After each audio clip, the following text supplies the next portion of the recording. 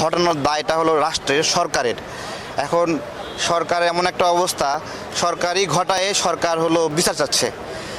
তো এটা হলো আমরা দেখছি, আমরা জানলাম বিষয়টা। আরেকটা বিষয় এটাও দেখলাম যে গণ অভ্যুত্থান হয়ে গেছে, কিন্তু আইন শৃঙ্খলা রক্ষাকারী বাহিনী গণ অভ্যুত্থানের শক্তির উপর একটা আক্রোশ দেখা যাচ্ছে, ক্ষোভ দেখা যাচ্ছে। তো আপনারা যদি ভাই হিসেবে আমাদের পাশে থাকেন রাষ্ট্র গঠনে, তাহলে আমরা রাজনৈতিক নেতৃবৃন্দ, রাজনৈতিক কর্মীরা ভাই হিসেবে দেখব। আর যদি মনে করেন আমাদেরকে প্রতিপক্ষ, তাহলে একটা জিনিস মাথায় রাখবেন যে আপনাদের চাবি কিন্তু আমাদের হাতে। নূর ভাইয়ের সাথে দেখা করলাম, আমাদের সহযোদ্ধা, আমরা একসাথে লড়াই সংগ্রাম করেছি 18 সাল থেকে। তো মনে হচ্ছে একদিনে অর্ধেক হয়ে গেছেন অসুস্থ অবস্থায়।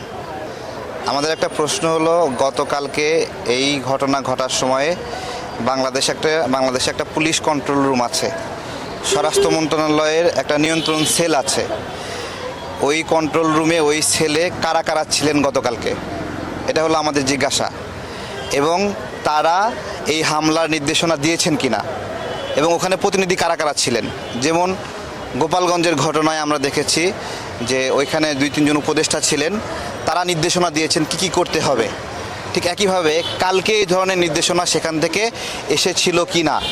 কারণ একজন সৈনিক, তার নুরুল হক নূরের ওপর কী আক্রোশ, একজন কনস্টেবল, তার নুরুল হক নূরের ওপর কী আক্রোশ, এটা তো হওয়ার কথা না। আর বিষয়টা এরকম না যে কাকতলীয়, যে একটা কেওয়াস চলছে, লাঠিচার্জ করছে, গড়পড়তা সবার উপর মারছে, এইরকম না।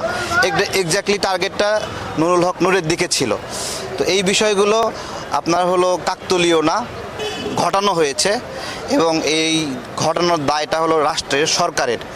এখন সরকার এমন একটা অবস্থা, সরকারই ঘটায়, সরকার হলো বিচার চাচ্ছে। তো এটা হলো আমরা দেখছি, আমরা জানলাম বিষয়টা। আরেকটা বিষয় এটাও দেখলাম যে গণ অভ্যুত্থান হয়ে গেছে, কিন্তু আইন শৃঙ্খলা রক্ষাকারী বাহিনী গণ অভ্যুত্থানের শক্তির উপর একটা আক্রোশ দেখা যাচ্ছে, ক্ষোভ দেখা যাচ্ছে। তো আপনারা যদি ভাই হিসেবে আমাদের পাশে থাকেন রাষ্ট্র গঠনে, তাহলে আমরা রাজনৈতিক নেতৃবৃন্দ, রাজনৈতিক কর্মীরা ভাই হিসেবে দেখব। আর যদি মনে করেন আমাদেরকে প্রতিপক্ষ, তাহলে একটা জিনিস মাথায় রাখবেন যে আপনাদের চাবি কিন্তু আমাদের হাতে।